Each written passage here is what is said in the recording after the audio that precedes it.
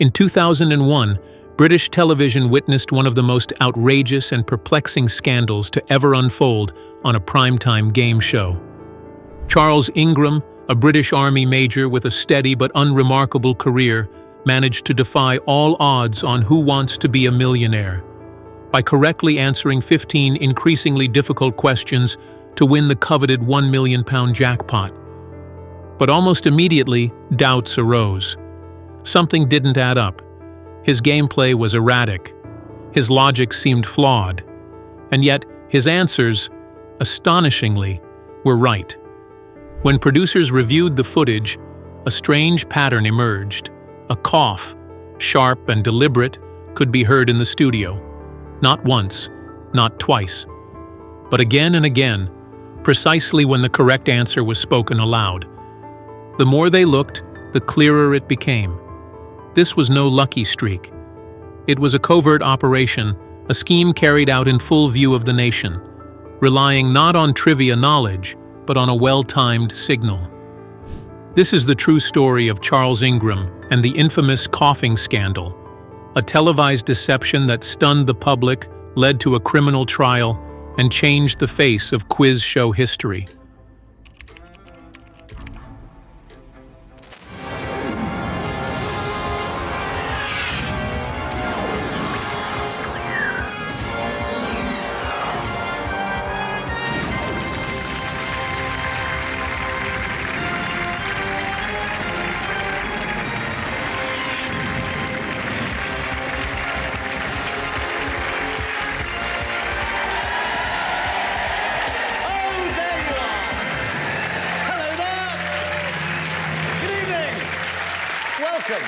So Who Wants to Be a Millionaire? By the turn of the millennium, Who Wants to Be a Millionaire was not just a TV show. It was a national obsession in the UK. The format was gripping. Contestants answered multiple-choice questions of increasing difficulty, climbing a money ladder toward £1 million prize. Each had 3 lifelines, but no second chances. It was a high-stakes game of nerves, knowledge, and timing, and millions of viewers tuned in every week. The Ingram family was already familiar with the spotlight. Charles's wife, Diana Ingram, had previously competed on the show and walked away with £32,000. Her brother, Adrian Pollock, had also been on the show, though he didn't win as much. Both had become deeply involved in quiz culture, attending contestant networks and sharing tips about getting on the show. Charles, however, was different. A major in the British Army, his friends described him as confident but impulsive, and not particularly gifted at general knowledge quizzes. He was known to lose interest quickly, change answers unpredictably, and struggle under pressure. Still, Diana believed he could do it. They rehearsed. They studied. And in August 2001, Charles Ingram took his place in the hot seat, facing down 15 questions that would soon make television history.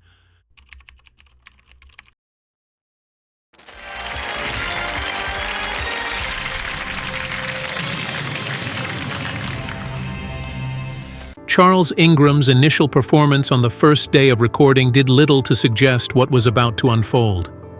He stumbled through the lower-tier questions, burned through 2 lifelines far earlier than expected, and appeared visibly nervous and uncertain. At the end of the first recording session, he had only reached the £4,000 mark, a relatively modest position considering the difficulty ahead. Even the show's production team assumed that he would falter early during his second day of recording. It's the right answer. You got £4,000. Good play.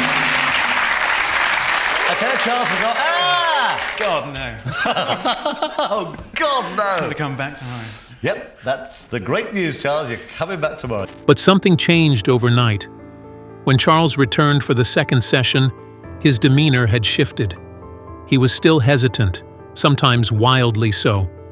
But he began arriving at the correct answers with uncanny precision. He'd vocalize all 4 options aloud, sometimes eliminating the correct answer outright, only to circle back moments later and lock it in. The erratic behavior confused even host Chris Tarrant, who later remarked that it seemed like Charles was pulling the answers from thin air. The transformation was puzzling. From a near washout to a record-breaking champion in one day, it didn't make sense. Behind the scenes, the production crew began to grow uneasy. Something about Ingram's gameplay didn't feel right. It was as if he was receiving some kind of help. But from where? Who was the second husband of Jacqueline Kennedy? Thought that it would be Aristotle Onassis.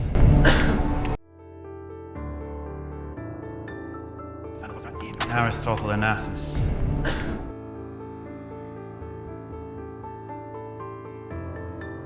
But the reason I think it's cricket is because I think it was Holbein. It was only after the taping ended and Charles Ingram was declared a millionaire that producers, reviewing the footage in post-production, noticed an odd and persistent sound. A cough. Not just any cough. A deliberate, well-timed cough. And not once or twice, but dozens of times. Each time Charles read the answer choices aloud, a cough would ring out when he mentioned the correct answer. When he mentioned incorrect options, silence.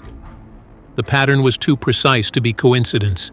The source of most of the coughs was traced to Tecwen Whittock, a college lecturer and fellow quiz hopeful who had been sitting in the fastest finger first row. Whittock was scheduled to compete on the show in the same week. Though not seated near Charles, the studio's acoustics picked up the coughs clearly in the audio. They were distinct, sharp, and repeated almost every time Charles hesitated or wavered between answers. A few other coughs were traced to Diana Ingram in the studio audience. She too had a clear line of sight to her husband and could see the questions on the monitors above the studio set. Together, it painted a picture of subtle but coordinated signaling. What had first appeared to be an unlikely victory now seemed to be something far more calculated. Once the coughing pattern became apparent, the production team at Celador, the company behind Who Wants to Be a Millionaire, grew increasingly alarmed. What was initially dismissed as coincidence began to look like a coordinated act. They halted the prize payout and launched an internal investigation. Multiple producers and technical staff reviewed hours of footage, not only of Ingram's appearance, but also of the other contestants in the studio that week. The evidence was consistent. The coughs lined up with Charles's wavering guesses, and they grew more urgent when he began to lean toward incorrect answers. The show's executives handed over their findings to the police. What had been a popular game show victory was now a full-blown criminal investigation. Mr. Ingram, we didn't meet. I am the managing director of Celador. Right. I think I should just get straight to the point. Yep. And effectively say what is a pre-prepared statement here. I have to tell you that we have suspicions from viewing the recording of last Monday's program and subsequently studying the tapes carefully that there were irregularities during the taping of the show in which you participated. Oh, good Lord, no. Because of that, I have to tell you that these suspicions have been referred to the police. Right. And thus, we, not for the moment, will be airing the program or indeed authorizing payment of the check. Right. Yeah, well, I mean, you know, I completely refute that, obviously. Good Lord, I'm absolutely gobsmacked. All right, well, thanks for letting me know. Okay, thank you. Cheers, bye. To confirm their suspicions, investigators employed forensic audio specialists to conduct a detailed review of the studio recordings.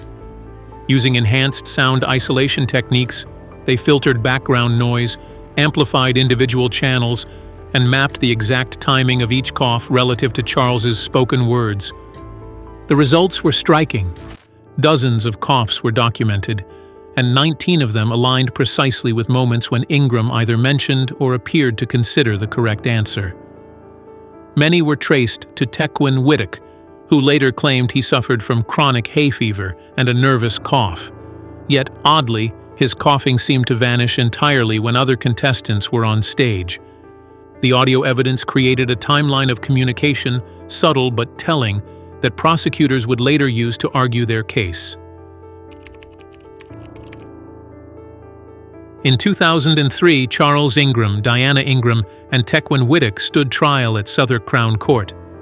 The charges were serious: procuring the execution of a valuable security by deception, Essentially, the court had to decide whether they had conspired to fraudulently obtain the £1 million prize. One of the fastest finger-first contestants, Larry Whitehurst, notices something is amiss during the show. Several times he catches Tecwen coughing during the correct answers. At trial, when questioned by the defense as to why he didn't tell the producers right away about his suspicions, but rather went to the press himself, he tells the defense barrister to look at him in the tape and points out that he didn't even clap because he knew something was wrong. The trial lasted 4 weeks and became a media spectacle. The prosecution presented detailed video and audio evidence. Jurors were shown segments of the Millionaire episode, with coughs isolated, counted, and synchronized to Charles's gameplay. Charles maintained his innocence, claiming he was an instinctive guesser with a flair for dramatics. Whittock blamed allergies. Diana remained mostly composed, saying little to the press or during proceedings. Well, I should make one thing clear, and I'll only say it once, and that's it, and then I'll move on and talk about the victim side of it. We didn't cheat on that show. There was no plan to cheat on that show. I won that money perfectly honestly and fairly and squarely, and while I was sitting there in the centre of the studio, I did not notice any coughing at all. I was entirely unaware of it. As for the victims, I've heard a lot of people say that this is a victimless crime. Well, actually, there are victims. The 3 defendants were the victims. We should not have been found guilty on the evidence that was presented in court. We were found guilty on a very good story. Pieces of the jigsaw crammed together that were ill-fitting, and indeed pieces were missing and they were wallpapered over. Why did you cough then, Diana? I think I needed to clear my throat. Why were you looking at the monitors? Why was I looking at the monitors? Well, because that's the only way you can see Charles's face. Why not just admit it? We didn't do it. We really didn't cheat. I certainly did not cheat. In the middle of that room, I heard no... In April 2003, the jury found all 3 defendants guilty. Charles and Diana each received an 18-month suspended prison sentence and were fined £15,000. Whittock received a 12-month suspended sentence and was fined £10,000. Charles was subsequently discharged from the Army with disgrace. Their reputations were ruined. The scandal exploded in the British press. Tabloids ran with salacious headlines, and television networks replayed the infamous footage over and over. The story was irresistible, a seemingly ordinary man outsmarting a nationally beloved game show, only to be brought down by a cough. Public opinion was mixed. Some were amused by the audacity of the scheme. Others felt betrayed, having rooted for what they thought was an underdog victory. The debate lingered for years.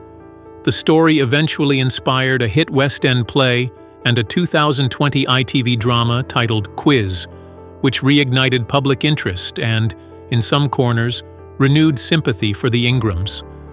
The show raised fresh questions about the strength of the evidence and the possibility of trial by media. After the trial, Charles and Diana Ingram kept a relatively low profile, though they made occasional appearances on reality TV shows like Wife Swap and The Games. Financial struggles followed. They declared bankruptcy in 2004 and again in 2010. Charles attempted to publish books and work in property development, but he remained best known for one thing, being the coughing major. Tecwen Whittock disappeared from public life entirely. Despite everything, the Ingrams have always maintained their innocence. They claim the coughs were coincidental, the result of hay fever, nerves, or mere chance. But the court's verdict and public opinion remain firmly split. The Charles Ingram coughing scandal is a case unlike any other, a fusion of game show theatrics, real-world deception, and courtroom drama. It's a story that continues to captivate, not because of its scale, but because it unfolded in front of an entire nation, unnoticed in real time. Ingram didn't wear a mask. He didn't smuggle tools or plan a physical escape. Instead, he sat under studio lights and walked off with a prize, not in his hands, but in the public's imagination. It was bold, it was bizarre, and it changed the way audiences looked at their favorite quiz show forever. Do you think Charles Ingram was guilty beyond a reasonable doubt? Or was he a victim of sensationalized storytelling and coincidence? Let us know your thoughts in the comments. And don't forget to like, share, and subscribe for more in-depth true crime stories and scandals that shook the world.